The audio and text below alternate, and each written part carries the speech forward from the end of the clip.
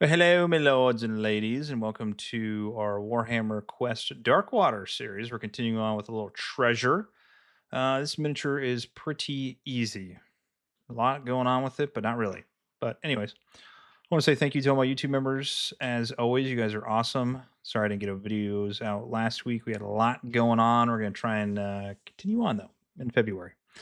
If you're new to the channel, hit that subscribe button, hit the follow, hit the thumbs up, hit the bell, whatever you got. Reshare this video if you want, or just take a gander. All right, without further ado, let's go.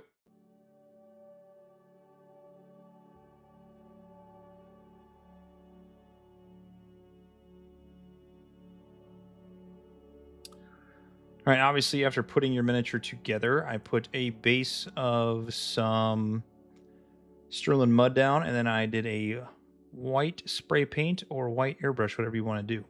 So we're going to work on the around the eyes and the mouth with some Gulliman Flesh. Now we're going to do this pretty quickly because you don't want the contrast paints to fully dry while you're doing this. You kind of want to mesh them together. So we're going to do this Gulliman Flesh, and then we're going to do Gutrippa Flesh, as you'll see here in the next scene.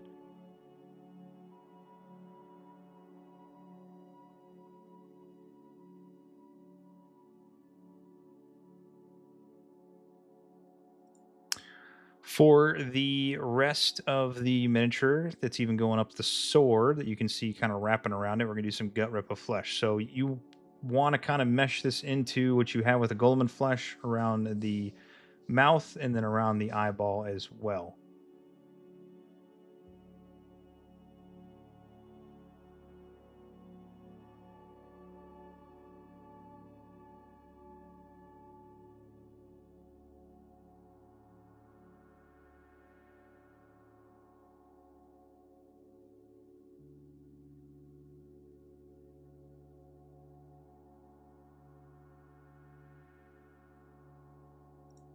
While that Gutrippa Flesh is still a little wet, doesn't necessarily need to be fully wet like it is right here, but we're going to take some of that Creed camo and we're going to put it into the top areas that are standing straight up, the little valves or whatever they are sticking up. And we're going to blend that into that Gutrippa Flesh.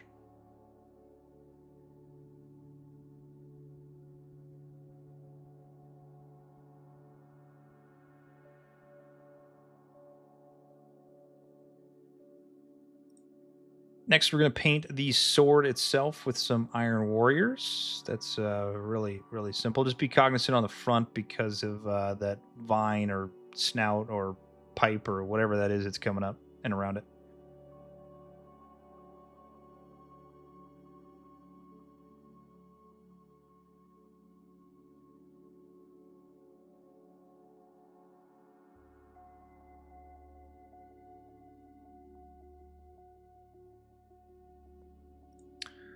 And coming down to our second to last color, we're going to do some Retributor armor on the rest of that sword top, followed by some Gryph Charger Gray in that eyeball.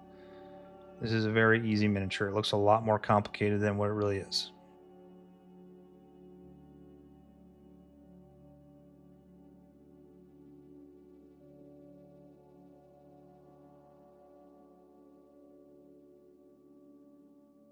After it's completely dry, we're going to put some of that Mortarian grime in there. That's what I was trying to say before I got my tongue all twisted. And we're just going to kind of blend that all in there. Throw that onto the green areas.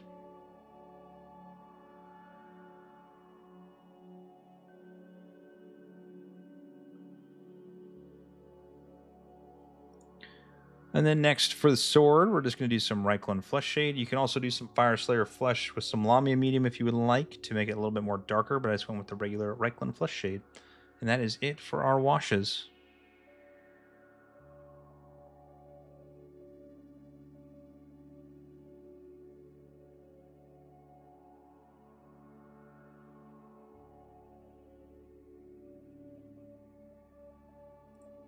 All right, to highlight up the green, we're going to do some Craig Khaki just on the raised areas. You can get some on that lip.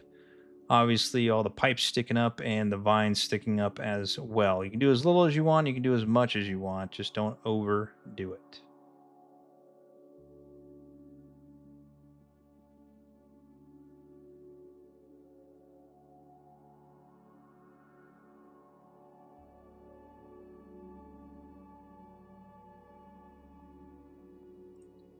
Next, for the fleshy bits, we're going to do some Flayed flesh onto the flesh, obviously, just to brighten it up.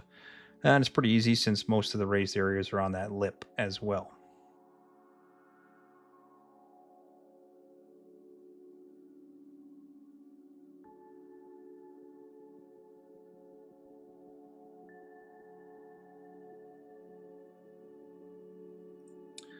For the little teeth, we're going to do some Screaming Skull, or if you got some ivory, or if you want to do some Ushabti Bone, it's up to you, but make sure that they stick out.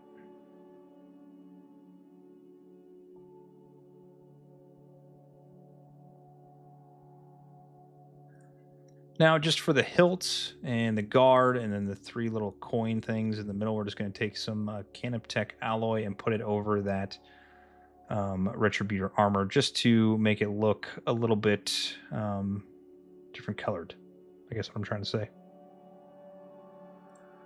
Then we're going to take a little bit of an old brush and we're going to do some stippling. So just smash it into it and try not to get it onto the actual vines itself. With some Rise of Rust on there just to give it that rusty, oxidized, destroyed look.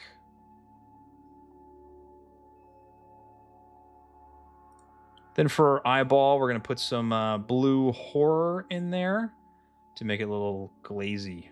Make it look a little creepy. Then for the base, we're going to do a 50-50 mix of Drakenhof Nightshade and Nolan Oil and put it all over that. You can do whatever you would like. I'm just kind of going with that bluish black look on the base. And then finally, your favorite part of painting the miniature, because it means you're done, is the rim of the base, and I am doing mine in Abaddon Black. But you can do yours whatever you want. Just be cognizant of that blue if it's spilled over. And that's it. That's all she wrote right there. Pretty simple. In my opinion, it came out really well for how simple that miniature was.